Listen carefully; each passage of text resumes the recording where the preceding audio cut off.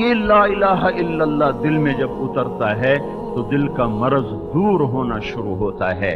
یہ دل بولے کہ زمین آسمان کا شہنشاہ صرف اللہ ہے، قل اللہم مالک الملک، اور یہ دل بولے کہ وہ اکیلا ہے اپنے ملک میں، قل هو اللہ احد، اس کی احدیت میں کوئی شریک، سہیم، مشیر، شبیہ، مثل، ند، مثال کوئی نہیں ہے. الفرد لا ند لہ، الفرد لا ند لہ، والعلی لا سمی لہ، والظہیر لا غنی لہ، احق من ذکر، احق من عبد، انصر من ابتغی، وارأف من ملک، واجود من سئل، واوصى من اعطى، وهو الملك لا شریک لہ، والفرد لا ند لہ، کل شیء ہالک الا وجہہ. یہ اندر بولے، اندر جو میری زبان بول رہی ہے یہ ایمان کا بول ہے. جب یہ دل بولے گا کہ تیرے سوا کوئی بندگی کے قابل نہیں، تیرے سوا یاد کے کوئی قابل نہیں، تیرے سوا کوئی مددگار نہیں، تیرے سوا کوئی ضرورت کو پورا کرنے والا نہیں، تیرے سوا کوئی مہربان نہیں، تیرے سوا کوئی شہنشاہ نہیں، تیرا شریک نہیں، سہیم نہیں، بدیل نہیں. قریش مکہ نے کہا ہمیں تو باپ دادے پردادے کے نام بڑے یاد ہیں، تجھے کوئی باپ، تو تیرے رب کا کوئی باپ دادا ہے، تیرے رب کا کوئی نسب نامہ ہے؟ تو میرے نبی کے بتانے سے پہلے اللہ تعالیٰ نے کہا قل هو اللہ احد اللہ الصمد لم یلد ولم یولد ولم یکن له کفوا احد. انہیں بتا دو وہ احد ہے، وہ صمد ہے، وہ لم یلد ہے، وہ لم یولد ہے، ولم یکن له کفوا احد ہے. زمین آسمان شمال جنوب میں احد، اکیلا اکیلا. قل ان الامر كله للہ ان القوت للہ جمیعا. یہ کیفیت میں تقریر سے آپ کے اندر نہیں اتار سکتا، یہ ٹھنڈے حال میں بیٹھ کر یہ کیفیت اندر نہیں اتر سکتی. یہ بسیار سفر باید تا پختہ شود خامیں، یہ دھکے کھانے پڑتے ہیں. یہ اندر کی کیفیت بنے لا الہ الا اللہ، یہ جڑ کی طرح اندر جائے گا تو محمد الرسول اللہ درخت کی طرح باہر نکل آئے گا. پھر سارا وجود، سارا گھر، سارا کاروبار وہ محمدی سراپا بنتا چلا جائے گا. کہ یہ دوسرا یقین یہ ہے کہ اندر کا دل بولے کہ دنیا اور آخرت میں نجات دہندہ صرف حضرت محمد صلی اللہ تعالی وسلم کی پاک ہستی ہے، آپ کا لایا ہوا طریقہ ہے. یا ابا سفیان جئتکم بکرامت الدنیا والآخرہ، ابو سفیان دنیا اور آخرت کی عزتیں میں لے کر آیا ہوں. یہ ایمان کا دوسرا حصہ ہے کہ اندر کا دل بولے کہ حضرت محمد صلی اللہ تعالی وسلم کے طریقوں کے بغیر نجات کوئی نہیں، نہ دنیا میں نہ آخرت میں. اللہ نے آپ کی ہر چیز کو محفوظ کر دیا ہے اور ثابت کر دیا ہے. کسی نبی کا حلیہ محفوظ نہیں، آپ کی ادا بھی محفوظ ہے، چال بھی محفوظ ہے، گفتار بھی محفوظ ہے، پسند و ناپسند بھی محفوظ ہے. اطول من المربوع و اکثر من المشذب، نہ آپ لمبے تھے نہ چھوٹے تھے، لیکن آپ کے برابر لمبے سے لمبا انسان بھی کھڑا ہوتا تھا تو آپ کا قد دوسرے سے لمبا ہو جاتا تھا. ازہر اللون، آپ کا چہرہ کلیوں کی طرح روشن اور کلیوں کی طرح اس میں وہ تازگی تھی، تر و تازگی تھی. واسع الجبین، ماتھا چوڑا تھا. عظیم الہامہ، سر بڑا تھا. رجل الشعر، بال گھنگریالے تھے. یجاوز شعرہ شحمت اذنیہ، کان کی لو تک آپ کے بال آتے تھے. ان فرقت عقیقت فرق و الا فلا، کبھی مانگ نکالتے تھے، کبھی مانگ نکالے بغیر بال پیچھے آپ کنگھی فرما لیا کرتے تھے. کث اللحیہ، آپ کی داڑھی مبارک گھنی تھی. اقن العرنین، ناک یہاں سے اٹھا ہوا تھا. ازج الحواجب، بھویں گول تھی.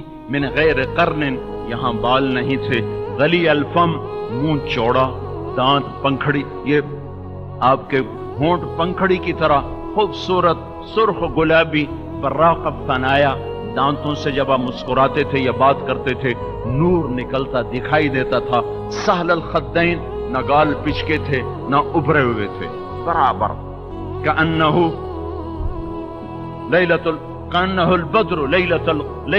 القمر لیلۃ البدر، آپ کا چہرہ ایسے گول خوبصورت تھا جس سے 14ویں رات کا چاند ہوتا ہے. جابر ابن سمرہ فرماتے ہیں کہ آپ چاندنی رات میں 14ویں رات میں مسجد کے صحن میں تھے. سرخ دھاری دار چادر اوڑی ہوئی تھی، اوپر چاند تھا، نیچے آپ تھے، میں کبھی آپ کو دیکھتا کبھی چاند کو دیکھتا تو مجھے آپ کا چہرہ چاند سے زیادہ حسین نظر آ رہا تھا۔ اور کث اللحیہ، داڑھی مبارک آپ کی گھنی تھی، اور کأنہ جید دمیۃ فی صفاء الفضہ، آپ کی گردن لمبی اور دراز تھی، عریض الصدر، سینہ چوڑا تھا، بعید ما بین المنکبین، کندھوں کا فاصلہ بھی زیادہ تھا، طویل الزندین، آپ کے بازو لمبے تھے، سائل الاطراف، انگلیاں سیدھی اور لمبی تھی، شفن الکفین والقدمین، یہ پرگوشت تھی ہتھیلیاں اور پاؤں پرگوشت تھے، سوا البطن والصدر، سینہ اور پیٹ برابر تھا، دقیق المسربہ، سینے کے درمیان بالوں کا تار چلتا تھا جو ناف پہ آ کے ختم ہوتا تھا، باقی جسم پر بال نہیں تھے، انور المتجرد، جو جسم آپ کا کپڑوں سے باہر ہوتا تھا ویسے چمکتا ہوا نظر آتا تھا، اور ذری المشیہ، چال میں تیزی تھی، اور یقارب الخطا، پاؤں قریب رکھتے تھے، خمسان الاخمسین، پاؤں کے تلوے گہرے تھے،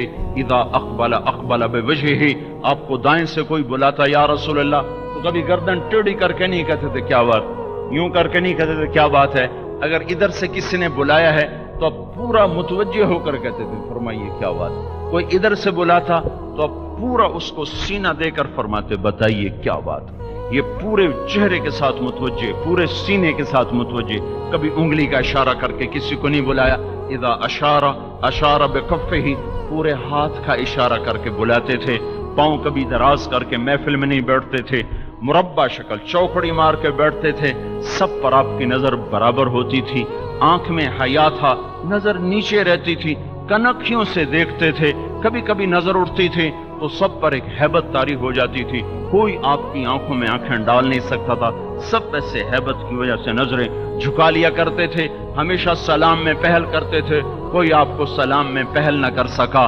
لباس میں سفید لباس پسند تھا، سفید کرتا، سفید تہمت، سفید پگڑی، کبھی کالی پگڑی بھی باندھی ہے، اور کبھی آپ نے سفروں کی وجہ سے، سفر جب ہوتے تھے تو آپ نے کالا امامہ استعمال فرمایا ہے کہ وہ سفید امامہ میلا ہو جاتا ہے، اور آپ کو شہد کا شربت پسند تھا، کھجور کا شربت پسند تھا، بکرے کی گردن کا گوشت پسند تھا، آگے دستی کا گوشت پسند تھا، اور کھانے میں آپ کو جو کی تازہ روٹی پسند تھی، اجوا کھجور پسند تھی، برنی کھجور پسند تھی، اتنی چھوٹی چھوٹی باریک باتوں کو اللہ تعالیٰ نے لکھا کر محفوظ کر دیا، جیسے قرآن محفوظ ہے ایسے سنت محفوظ ہے، لیکن دل میں مرض ہے، دل میں مرض ہے، جی سنت کی خیر ہے، کرو تو ثواب ہے، نہ کرو تو گناہ تو کوئی نہیں، سنت کی خیر ہے، کرو تو ثواب ہے، نہ کرو تو گناہ تو کوئی نہیں، یہ مرض ہے،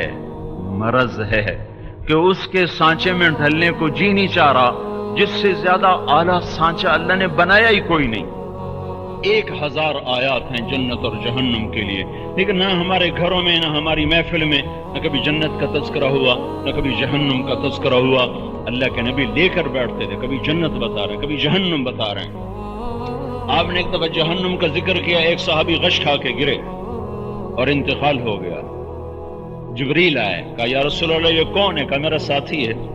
تو جبریل نے کہا اللہ تعالیٰ کہہ رہے ہیں جو دنیا میں ڈرے گا آخرت میں خوش کر دوں گا، آخرت میں خوش کر دوں گا۔ تو جنت کے تذکرے کوئی نہیں ہے۔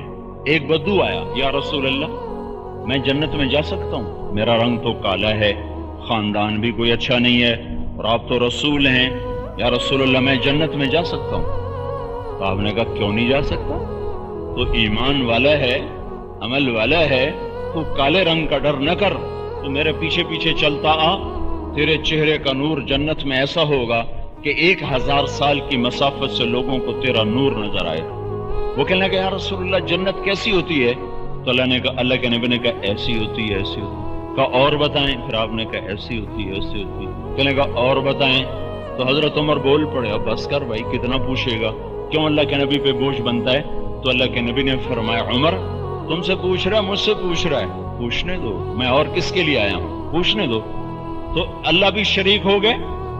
تو اللہ تعالیٰ نے اسی وقت جبریل کو بھیجا کہ چل جا تسلی سے میرے بندے کو بتا کہ جنت کیا ہے، ان الابرار يشربون من كأس كان مزاجها كافورا عينا يشرب بها عباد الله يفجرونها تفجيرا يوفون بالنذر ويخافون يوما كان شره مستطيرا ويطعمون الطعام على حبه مسكينا ويتيما وأسيرا إنما نطعمكم لوجه الله لا نريد منكم جزاء ولا شكورا إنا نخاف من ربنا يوما عبوسا قمطريرا فوقاهم الله شر ذلك اليوم ولقاهم نظرة وسرورا وجزاهم بما صبروا جنة وحريرا متكئين فيها على الأرائك لا يرون فيها شمسا ولا زمهريرا ودانية عليهم ظلالها وذللت قطوفها تذليلا ويطاف عليهم بآنية من فضة وأكواب كانت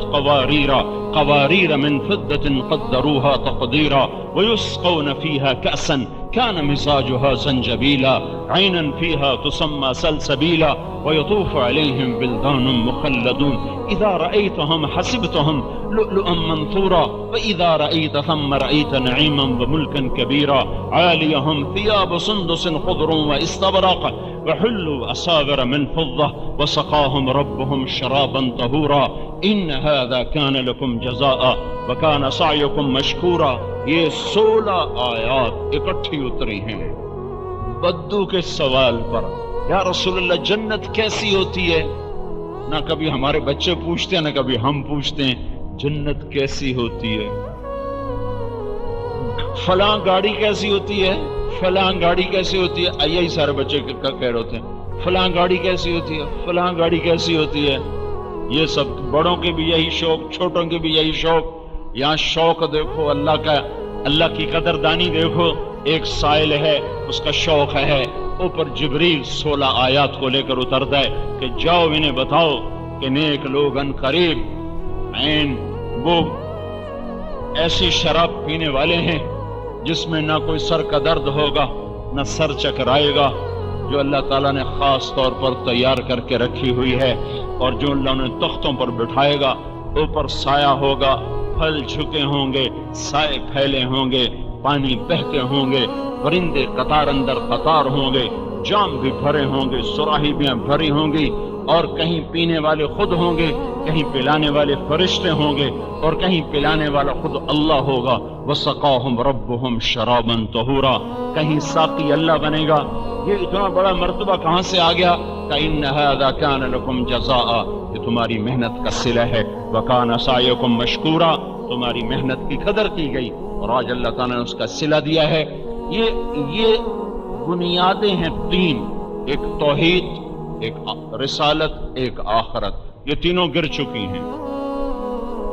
اب اس ٹوٹے ہوئے ملبے پر کوئی عمارت تعمیر نہیں ہو سکتی. ملبہ ہٹانا پڑے گا، اثر نو تعمیر کرنی پڑے گی. پھر دین پہ چلنا مسئلہ نہیں ہے، دین تو عین فطرت ہے، فطرت کی پکار ہے. جیسے اندر میں روٹی کی طلب، جیسے اندر میں پانی کی طلب، ٹھیک اسی طرح اللہ نے معبود کی طلب انسان کی فطرت میں رکھ دی ہے. جسم میں روٹی اور پانی کی طلب کو نکالا نہیں جا سکتا، روح میں اپنے خالق اور معبود کی طلب کو نکالا نہیں جا سکتا. جسے بھوکا روٹی کھا کے مطمئن، پیاسا پانی پی کے مطمئن، ایسے ہی بھٹکا ہوا راہی اور بھٹکی ہوئی روح اللہ کو پانے کے بعد مطمئن ہو جاتی ہے. لیکن بھائیو اصل مسئلہ یہ ہے کہ مرض اندر میں آیا پڑا ہے. اس مرض کے دور کرنے کے لیے مجھے خود محنت کرنی پڑے گی، اور اس امت کی دوہری ذمہ داری ہے. وَكَذَلِكَ جَعَلْنَاكُمْ أُمَّةً وَسَطًا. ہم نے تمہیں امت وسط بنایا ہے، ہم نے تم امت واسطہ بنایا ہے. کس چیز کا واسطہ ہے؟ کہ تم بندوں اور رب کے درمیان واسطہ ہو. کیسے ہے؟ لِتَكُونُوا شُهَدَاءَ عَلَى النَّاسِ. تم لوگوں کو جا کر اللہ کا پیغام سناتے ہو. اس وقت ساری دنیا کے انسان نظریاتی طور پر ٹوٹ چکے ہیں، کچھ نہیں ان کے سامنے. 19ویں 18ویں صدی میں سائنس نے دعوے کیے تھے ہم دنیا جنت بنا دیں گے. آج خود سائنس دعوے کر رہی ہے دنیا جہنم بننے جا رہی ہے. کچھ کرو کچھ کرو کچھ کرو. ان ایجادات نے دنیا کو جہنم بنا دیا ہے. وہ ابتدائی قافلے کے لوگ کہتے تھے اب فرضی جنت کی ضرورت نہیں، یہی جنت بنا کے دکھا دیں گے. اسی کے لوگ، اسی قافلے کے آج کے لوگ کہہ رہے ہیں دنیا جہنم بنتی جا رہی ہے، بھٹی بنتی جا رہی ہے، ٹمپریچر بڑھتا چلا جا رہا ہے، روکو روکو ان ایجادات کو روکو۔ یہ اس وقت ساری دنیا نظریاتی طور پر شکست کھا چکی ہے، ہمارے پاس یہ قرآن ہے، اس سے بڑا نظریہ کائنات میں کوئی نہیں، توحید و رسالت و آخرت سے بڑا پیغام کوئی نہیں ہے، پہنچانے والوں کی کمی ہے۔ ہم اللہ کا پیغام لے کر نکلنے والے بنے، دنیا آنے کو تیار ہے، 6 کے 6 بر اعظم کی انسانیت وہ ایسے آنکھیں پھاڑ کے دیکھ رہی ہے۔ ہماری جماعت جب گئی 1998 میں امریکہ،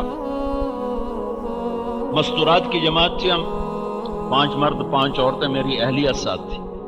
لاس اینجلس میں 1 ہفتہ گزارنے کے بعد جب نکلنے لگے تو وہاں کی عورتیں ہماری جماعت کی عورتوں سے چمٹ گئیں اور رونے لگیں اور واسطے دینے لگیں ہمیں چھوڑ کے نہ جاؤ، ابھی اور رہو، ابھی اور رہو، اتنی دیر یہاں رہو کہ ہم پکی مسلمان ہو جائیں، پھر چلی جانا، 1 ہفتے میں کچھ دکھائی دیا ہے، تم چلی جاؤ گی، پھر اندھیرا چھا جائے گا، اتنی دیر ضرور ٹھہرو کہ ہمارے ایمان پختہ ہو جائیں۔ وہ جب ہم گاڑیوں میں بیٹھے تو میری بیوی آئی بڑے روتے ہوئے، آنسو بہاتی، میں نے کہا کیا ہوا، خیر تو ہے؟ کہ اندر عورتوں نے رو رو کے ہمیں رلا دیا، کہ وہ منتیں کر رہی تھی کہ ہمیں چھوڑ کے نہ جاؤ، تمہارے آنے سے کچھ روشنی نظر آئی ہے، چلی جاؤ گی، پھر اندھیرا چھا جائے گا۔ ساری دنیا کے انسان لینے کے لیے تیار ہیں، لیکن اس کے لیے ڈاکٹر کو کلینک چھوڑنا پڑے گا، زمیندار کو زراعت چھوڑنی پڑے گی، تاجر کو دکان چھوڑنی پڑے گی، ملازم کو دفتر سے چھٹی لینی پڑے گی، اور ان کو اپنی زندگی کا کام میں اس کو شامل کرنا پڑے گا کہ وہ جا کے اللہ کے پیغام کو پہنچائیں اور سنائیں۔ اس کے لیے ایسے ہی وقت فارغ کریں، جیسے ہاسپٹل سے جاتے ہیں تو پھر کلینک کے لیے وقت نکالتے ہیں،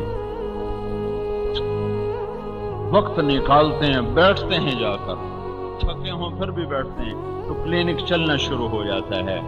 ہم بھی کچھ عرصہ نکلنے کی عادت ڈالیں، ایک وقت آئے گا اللہ مخلوق کا رخ اسلام کی طرف پھیر دے گا۔ اس وقت بالکل زمین فرٹائل ہے، اسلام کے سوا کسی کے پاس کوئی نظریہ نہیں، لیکن بھائیو مسئلہ یہ ہے کہ دل ہمارے مریض ہو چکے ہیں، اور مرض کا علاج وہ محنت سے ہوتا ہے، ڈنڈے سے نہیں ہوتا۔ مرض، مریض، مریضہ بنجر زمین کو کہتے ہیں، وہاں سے منتقل ہوا بیمار مرد کی طرف، بیمار عورت کی طرف۔ جو دستور بیمار مرد اور عورت کو ٹھیک کرنے کا ہے وہی دستور اس مریض دل کو ٹھیک کرنے کا ہے۔ اس پر بھی محنت ہوگی اور اگلا بھی محنت کرے گا تو یہ صراط مستقیم پر آئے گا، اس روشنی نظر آئے گی۔ جنید جمشید نے کہا جب میں نے پیپسی کے لیے پہلا گانا گایا تو مجھے 2.5 لاکھ ملے، تو میں تو 8,000 کا تنخواہ دار تھا، انجینئر ہے، لاہور کی وہ جو انجینئرنگ یونیورسٹی وہاں سے یہ گریجویٹ کہ میری 8,000 تنخواہ تھی، جب میں نے 2.5 لاکھ دیکھے تو میرے پاؤں ہوا میں اٹھ گئے کہ 2.5 لاکھ، اور پھر پتہ نہیں کتنے سال، 10 سال ان کے لیے گاتا رہا، اور جب اللہ نے روشنی دکھائی، جب روشنی دکھائی تو 2.5 لاکھ پر 10 لاکھ گاتا، 10 سال گاتا رہا، پھر پیسے بڑھتے رہے، اور جب روشنی نظر آئی تو پھر انہوں نے 4.5 کروڑ کی پیشکش کی کہ 4.5 کروڑ روپیہ لے لو اور ہمیں صرف 10 گانے گا کے دے دو۔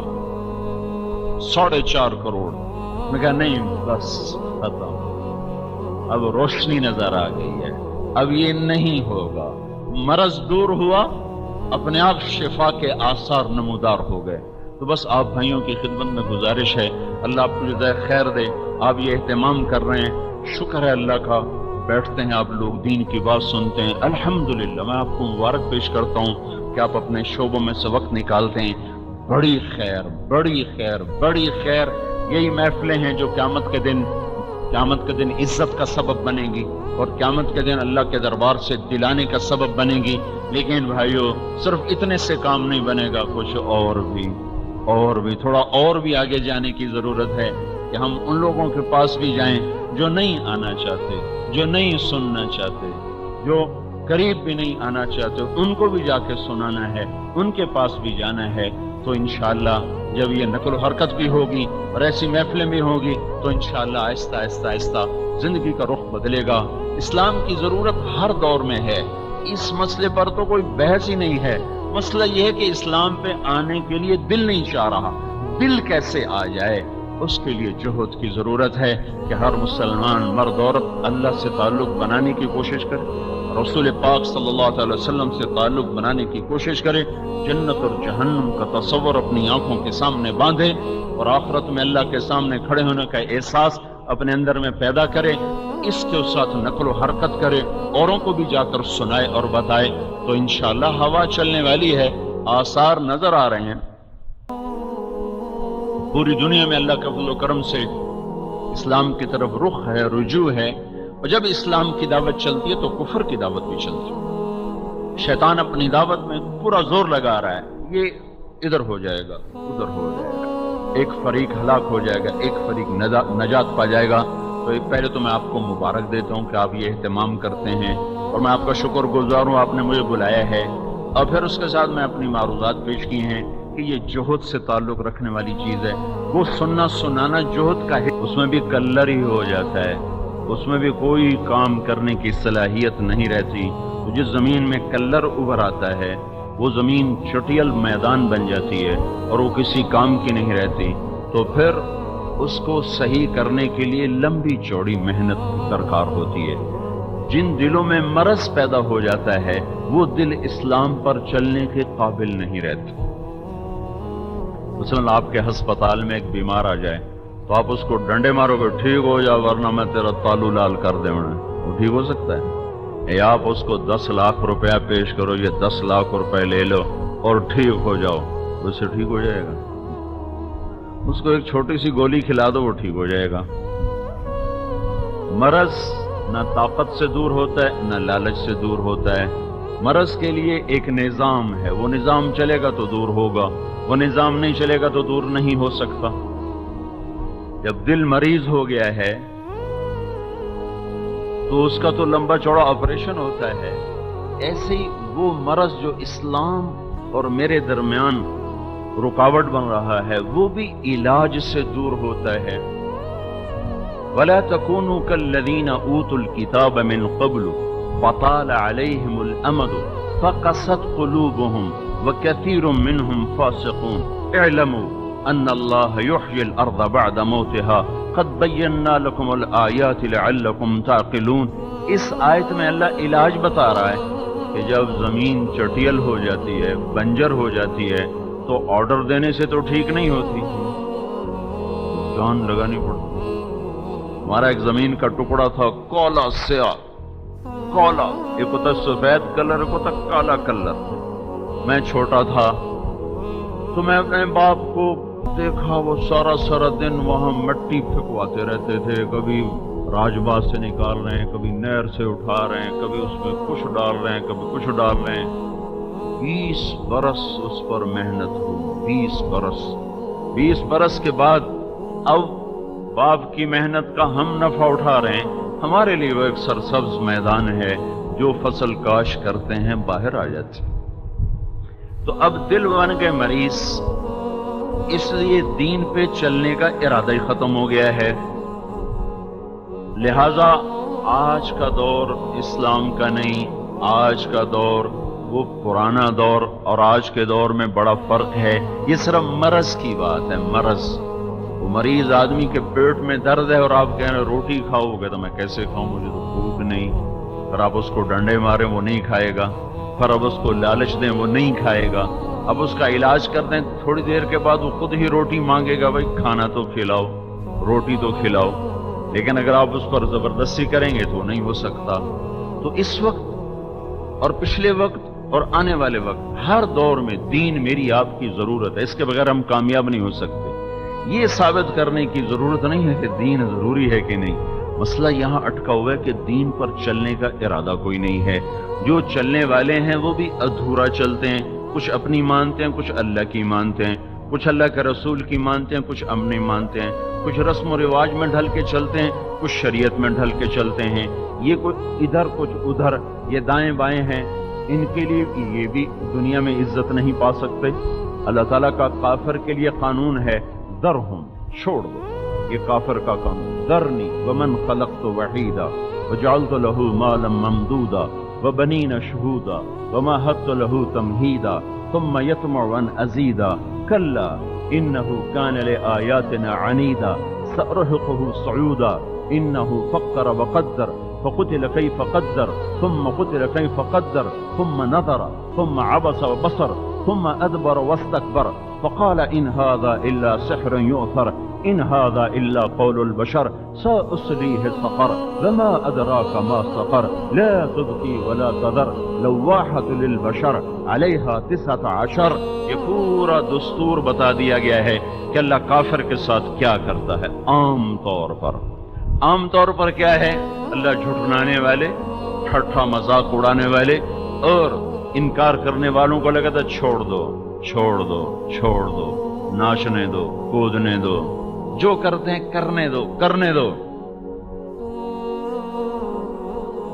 یہ لوٹ کے میرے پاس آنے والے ہیں، میرے پاس ہیں۔ ویل یومئذ للمکذبین، آج کا دن پھر ان کی ہلاکت کا ہے، آج کا دن ان کی تباہی اور بربادی کا ہے۔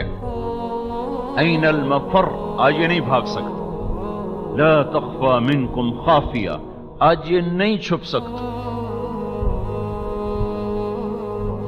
ایک کچے مسلمان ہیں جو میں اور آپ ہیں، ہمارے لیے اور دستور ہے۔ ایک پکے مسلمان ہیں جو آئے اور چلے گئے، آئے اشاق گئے وعدہ فردہ لے کر، اب انہیں ڈھونڈ چراغ رخ زیبا لے کر، ان کے لیے الگ قانون ہے۔ جب مسلمان پکے ہوتے ہیں تو ان کے لیے قانون ہے انتم الاعلون ان کنتم مؤمنین، تم ہی سب سے بلند رہو گے اگر تم ایمان والے ہو۔ ان کے لیے قانون ہے وَقَانَ حَقًّا عَلَيْنَا نَصْرُ الْمُؤْمِنِينَ، میرے اوپر فرض ہے ایمان والوں کی مدد کرنا۔ ان کے لیے قانون ہے وَكَذَلِكَ نُنْجِي الْمُؤْمِنِينَ، اسی طرح ہم ایمان والوں کو نجات دیتے رہیں گے۔ ان کے لیے قانون ہے لَيَسْتَخْلِفَنَّهُمْ فِي الْأَرْضِ، میں انہیں زمین میں حکومت دوں گا، كَمَا اسْتَخْلَفَ الَّذِينَ مِن قَبْلِهِمْ، جس سے پہلوں کو دی، وَلَيُمَكِّنَنَّ لَهُمْ دِينَهُمْ، میں ان کے دین کو مضبوط کر دوں گا، وَلَيُبَدِّلَنَّهُمْ مِن بَعْدِ خَوْفٍ أَمْنًا، میں ان کے خوف دور کر کے امن قائم کر دوں گا۔ اگر یہ باتیں دنیا میں نہیں ہیں تو یہ اس بات کی نشانی ہے کہ وہ سچے اور کھرے مسلمان دنیا میں نہیں ہیں۔ اگر وہ ہوتے تو یہ سب کچھ ہوتا، یہ سب کچھ نہیں ہے تو وہ سچے اور کھرے مسلمان نہیں ہیں۔ اب رہ گئے میں اور آپ، کچھ اپنی مانی کچھ اللہ کی مانی۔ ان کے لیے کیا قانون ہے؟ تو ان کے لیے اللہ تعالیٰ کا فرمان ہے وَلَنُذِيقَنَّهُمْ مِنَ الْعَذَابِ الْأَدْنَى دُونَ الْعَذَابِ الْأَكْبَرِ لَعَلَّهُمْ يَرْجِعُونَ، ہم تمہیں چھوٹے چھوٹے عذاب دیں گے، بڑا نہیں۔ بڑا عذاب کیا ہے؟ فَيُعَذِّبُهُ اللَّهُ الْعَذَابَ الْأَكْبَرِ، بڑا عذاب کیا ہے؟ وہ جہنم کا عذاب ہے بڑا۔ یہ نہیں بم پڑ گئے، دشمن آ گئے، ملک فتح ہو گیا، بچے ذبح ہو گئے، ایٹم بم گر پڑے، زلزلے آ گئے، یہ بڑے چھوٹے عذاب ہیں۔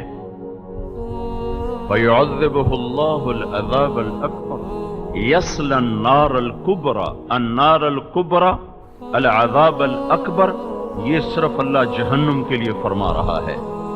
تو ہمیں اللہ کہہ رہا ہے وَلَنُذِيقَنَّهُمْ مِنَ الْعَذَابِ الْأَدْنَى، میں تمہیں چھوٹے چھوٹے عذاب دوں گا، دون العذاب الاکبر، بڑا نہیں دوں گا، لعلہم یرجعون، تاکہ تم لوٹ کے میری طرف آؤ، تم میری طرف رجوع کرو۔ جب تم میری طرف رجوع کرو گے تو پھر میرا غیبی نظام تمہارے ساتھ چلے گا، اور پھر میری غیبی تائید تمہارے ساتھ چلے گی، اور اللہ پاک کی غیبی تائید جب شامل ہوگی تو پھر دنیا میں کوئی روک سکتا ہے؟ زوال شدہ قوموں کی نفسیات یہ ہوتی ہے کہ اپنی خطائیں دوسروں پہ تھوکتے رہتے ہیں۔ زوال شدہ معاشرے کی یہ بنیادی خطا ہوتی ہے کہ اپنی ساری کوتاہیوں کا ملبہ اوروں پر ڈالتے ہیں۔ ہم تو ٹھیک تھے، امریکہ نے ایسا کر دیا، ہم تو ٹھیک تھے، برطانیہ نے ایسا کر دیا، ہم تو صحیح جا رہے تھے، یہودیوں نے ایسا کر دیا۔ یہ زوال شدہ نفسیات ہے۔ اسباب ہمارے اندر ہوتے ہیں، باہر نہیں ہوتے، اندر ہوتے ہیں۔ تو اللہ تبارک و تعالی یوں کہہ رہا ہے ما یفتح اللہ للناس من رحمت فلا ممسک لها، اگر میں تمہارے لیے مدد اور نصرت کا دروازہ کھولوں تو کوئی بند کر سکتا ہے؟ کوئی بھی نہیں کر سکتا۔ وَإِن يُرِدْكَ بِخَيْرٍ فَلَا رَادَّ لِفَضْلِهِ، میں تمہاری بھلائی کا ارادہ کروں تو کوئی روک لے گا؟ معلوم ہوا اللہ نے بھلائی کا ارادہ نہیں کیا، اپنی رحمت کا دروازہ کھولنے کا ارادہ نہیں کیا۔ اب ہم اپنی طاقت سے کھلوا نہیں سکتے، ہم تیسرا طبقہ ہیں، تیسرا طبقہ۔ یہ طبقہ صحابہ کے دور میں موجود نہیں، اس کے لیے ہمیں پیچھے دیکھنا پڑے گا۔ یہ طبقہ بنی اسرائیل میں موجود ہے کہ جو مسلمان بھی تھے، نافرمان بھی تھے۔ صحابہ تو پکے مسلمان تھے، لہذا 313 ہو، 1000 ہوں، کوئی مسئلہ نہیں، پیچھے اللہ ہے۔ اب ہمیں عام طور پر تبلیغ والوں کو کہتے ہیں تم سے ابھی تک 313 بھی نہیں تیار ہو سکے۔ نہیں ہو سکے، ہم کچے مسلمان ہیں۔ ہمیں مثال پیچھے سے ڈھونڈنی پڑے گی کہ بنی اسرائیل کے ساتھ اللہ کیا کرتا چلا آیا۔ صحابہ کا نمونہ پکے مسلمانوں کا ہے، وہاں یا کافر ہے اور منافق یا پکا مسلمان ہے۔ کوئی ایسا مسلمان نہیں ہے جو نماز چھوڑ دیتا ہو، جو ماں باپ کا نافرمان ہو، جو جھوٹ بول دیتا ہو، جو شرابیں پیتا ہو، جو شراب بیچتا ہو۔ ایسا مسلمان کا معاشرہ کوئی نہیں، اکا دکا تو ہر دور میں رہتے ہیں۔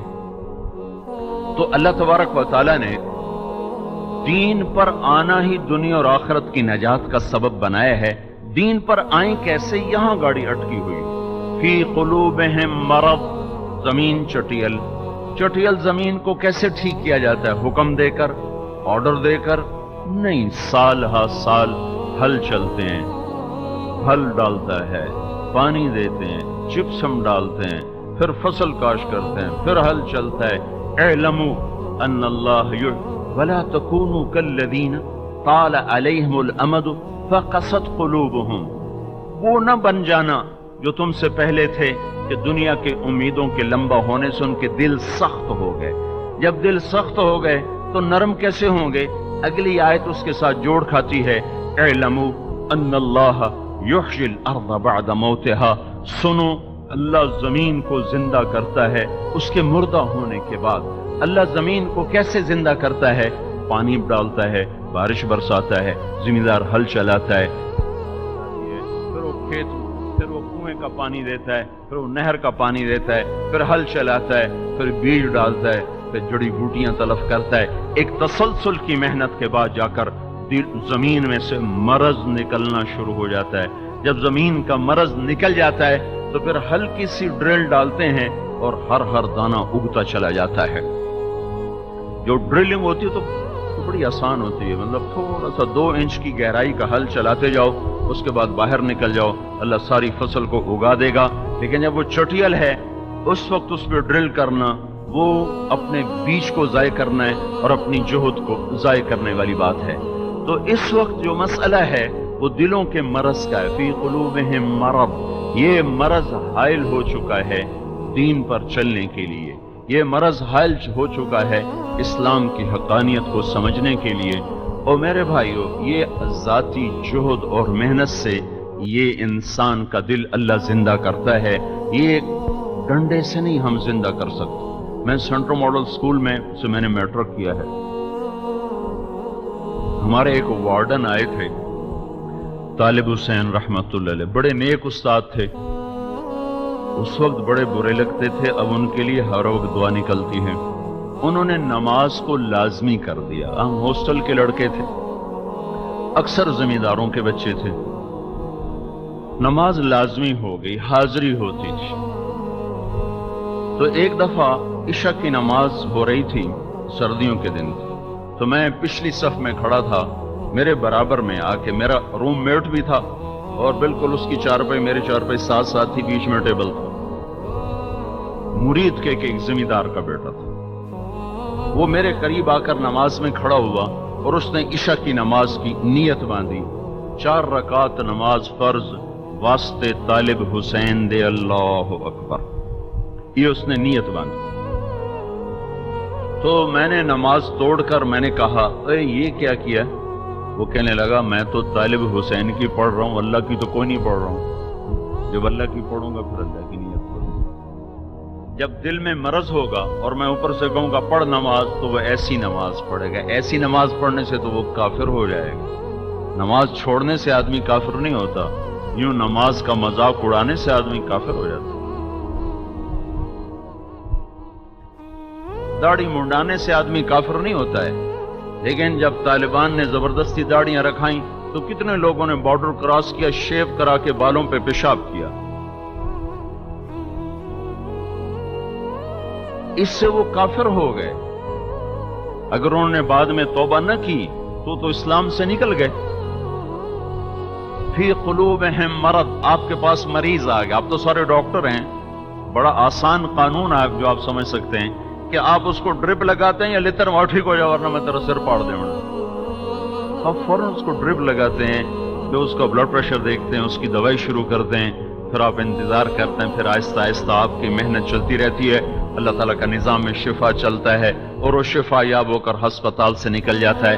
نہ آپ اس کو لالچ سے ٹھیک کر سکتے ہیں، نہ آپ اس کو طاقت سے ٹھیک کر سکتے ہیں، یہ دونوں حربے بیکار ہیں۔ ایسے جب دل مریض ہو جائیں تو ان کو نہ طاقت سے ٹھیک کیا جا سکتا ہے نہ لالچ سے ٹھیک کیا جا سکتا ہے۔ حکومت میں جنید بغدادی اور عبد القادر جیلانی جیسی شخصیات بیٹھی ہوں اور عوام وہ ہو جو ہم ہیں تو دین آ ہی نہیں سکتا۔ مامون رشید سیانہ حکمران گزرا ہے بنو عباس کا، وہ ایک دن اس سے ایک آدمی نے کہا تو کیسا خلیفہ ہے، تو دیکھتا نہیں عمر بن خطاب کی کیسی خلافت تھی؟ تو وہ کہنے لگا مامون، عمر بن خطاب کے رعایا ابو ہریرہ تھے، تم ابو ہریرہ بن جاؤ میں عمر بن جاتا ہوں، تم تو بدمعاش رہو مجھے کہو عمر بن جاؤ تو تم تو مجھے پاگل سمجھ کے باہر نکال دو، بھلے تم تو ٹھیک ہو جاؤ۔ تو یہ جو فی قلوبہم مرض، یہ 12 دفعہ لفظ قرآن میں دہرایا گیا ہے، ان کے دلوں میں مرض ہے، ان کے دلوں میں مرض ہے۔ اب ایک مرض ہے کفر کا، ایک مرض ہے نفاق کا، ایک مرض ہے نافرمانی کا، ضعف ایمان کا۔ ان تمام کا علاج کا ایک ہی طریقہ ہے کہ وہ ذاتی محنت کرے۔ آپ دوائی دے کے جائیں وہ دوائی پھینک دے تو وہ کیسے ٹھیک ہوگا؟ وہ دوائی کھائے گا تو ٹھیک ہوگا، اندر جائے گی تو اللہ کا نظام شفا۔ ویسے تو اللہ جس کو چاہے شفا دے دے، ایوب علیہ السلام کو نہیں دے دی تھی، خالی نہلا کے ہی شفا دے دی، وہ تو کوئی ایسا مسئلہ نہیں ہے۔ لیکن یہ اسباب کی دنیا ہے، اللہ نے کائنات کو اسباب سے چلایا ہے۔ اللہ چاہتا تو حضور کو براق بھیجتا اور اس پہ بٹھا کے سیدھا مدینے میں اتارتا، یہ ہجرت کے کٹھن سفر کی نوبت نہ آتی۔ لیکن آپ دیکھو، ان کو گھر سے نکالا، غار ثور میں چھپایا، پھر چھپ چھپ کے راہیں بدل کر 8ویں دن آپ جا کر مدینہ پہنچے ہیں۔ یہ اسباب کی دنیا ہے، یہاں سارا نظام اسباب سے چلتا ہے۔ حضرت عمر رضی اللہ عنہ تو حرم میں آ گئے، ہے کوئی اپنے بچوں کو یتیم کرنے والا اور اپنی عورتوں کو بیوہ کرنے والا تو آ جائے میں جا رہا ہوں، اور اللہ کے نبی چھپ کے جا رہے ہیں۔ کیوں؟ اللہ کے نبی نعوذ باللہ حضرت عمر سے بزدل ہے اور عمر زیادہ دلیر ہیں۔ عمر کا عمل سنت نہیں بننے والا، نبی کا عمل سنت بننے والا ہے، نبی کے عمل سے راستہ ملنے والا ہے، اور عمر کے عمل سے راستہ ملنے والا نہیں ہے۔ یہاں آپ قیامت تک کے لیے دستور دے کے جا رہے ہیں، جب تم کمزور ہو تو کیا کرنا ہے، جب دشمن کا غلبہ ہو تو کیسے کرنا ہے۔ تو اب دل میں ہے مرض، اس مرض کا علاج میں ارادہ کروں گا تو ہوگا، پھر میں اسباب اختیار کروں گا تو ہوگا۔ اس کے لیے لوگوں کا ذہن بنانے بغیر اور کوئی چارہ کوئی نہیں، ذہن سازی کے سوا چارہ کوئی نہیں۔ جو ہم تبلیغ میں لے جاتے ہیں 40 دن لگاؤ، یہ 40 دن 4 مہینے، یہ تو ایک نظام کا نظام ہے بھئی، وقت کے بغیر کچھ کام نہیں ہوتا ہے۔ وقت میں 40 دن 4 مہینے 3 دن ایک ترتیب بنا دی گئی ہے۔ یہ صرف اس ذہن سازی کے لیے ہے کہ یہ جا کے پہلے اس کا ذہن تسلیم کرے کہ مجھے اللہ کے حکموں پر جان دینی ہے، مجھے اللہ کے امر کو ہر چیز پر ترجیح دینی ہے۔ یہ ذہن جب بنتا ہے پھر وہ دین پر چلنے والا بنتا ہے۔ تو مرض کی ازالے کے لیے سب سے پہلی چیز ہے کہ دل میں اللہ کی عظمت بیٹھے اور اللہ کا یقین بیٹھے، جس پر سارے نبیوں کی محنت و لا الہ الا اللہ چمی گویم مسلمانم بلرزم کہ دانم مشکلات لا الارا۔ وہ لا الہ الا اللہ جو آج بالکل ایک ناآشنا لفظ بن چکا ہے، تو عرب ہو یا عجم ہو، تیرا لا الہ الا ہے لغت غریب جب تک تیرا دل نہ دے گواہی۔ یہ لا الہ الا اللہ ناآشنا بن چکا ہے۔ والذی نفسی بیدہ لو جیء بالسماوات السبع والارضین السبع فوضعن فی کفۃ المیزان ولا الہ الا اللہ فی الکفہ لرجحت بہن لا الہ الا اللہ۔ میرے نبی اور آپ کے نبی نے فرمایا، اس ذات کی قسم جس کے قبضے میں میری جان ہے، ساتوں زمینیں، ساتوں آسمان، اس کے بیچ، اس کا اوپر، اس کا نیچے، سارا ایک پلڑ میں رکھو، ساتوں زمین، ان کے سمندر، ان کے دریا، ان کے پہاڑ، ان کے جنگل، ان کے جانور، ان کے چوپائے، ان کے دو پائے، ان کے آبی، ان کے فضائی، ان کے خلائی، ان کے انسان، اور ان کے لوہا، ان کا تانبا اور چاندی اور پیتل اور سونا اور گاڑیاں اور بلڈنگیں اور تعمیرات اور ہتھیار، سب کچھ اٹھا کر ایک پلڑے میں ڈالو، پھر جنات کو پکڑ کے اس میں بٹھاؤ، پھر سورج چاند تاروں کو توڑ کر اسی پلڑ میں ڈالو، پھر پہلے آسمان کو کھینچ کر کرینوں کے ذریعے سے اس میں ڈالو، پھر دوسرا آسمان فرشتوں سمیت، پھر تیسرا، پھر چوتھا، پھر پانچواں، پھر چھٹا، پھر ساتوں آسمان اس پلڑے میں، پھر اللہ کی کرسی اسی پلڑے میں، پھر اللہ کا عرش اسی پلڑے میں، پھر لوح محفوظ اسی پلڑے میں، پھر جنت اور جہنم اسی پلڑے میں، پھر جبریل بھی، میکائیل بھی، اسرائیل بھی، اسرافیل بھی اسی پلڑے میں، اور پھر عرش کے اٹھانے والے فرشتے بھی اسی پلڑے میں، اور پھر جنت کی ساری نعمتیں اور رعنائیاں اور جہنم کے سارے عذاب اور اس کی مصیبتیں، سب کچھ اٹھا کر ایک اللہ کو باہر نکال کے، باقی بحر و بر، عرش و فرش، ثراء و ثریا، شرق و غرب، شمال و جنوب، فضائی اور خلائی اور آبی اور ناری اور نوری، تمام کو اٹھا کر ایک پلڑے میں رکھا، اور چھوٹے سے پرچے پر لا الہ الا لکھا، لا الہ الا اللہ لکھ کر اسے دوسرے پلڑ میں رکھا، اسے تولا گیا تو اللہ کا نبی کا فرمان ہے لرجحت بہن لا الہ الا اللہ، تو لا الہ الا اللہ وزنی ہو جائے گا اور یہ سب کچھ ہوا میں اڑ جائے گا۔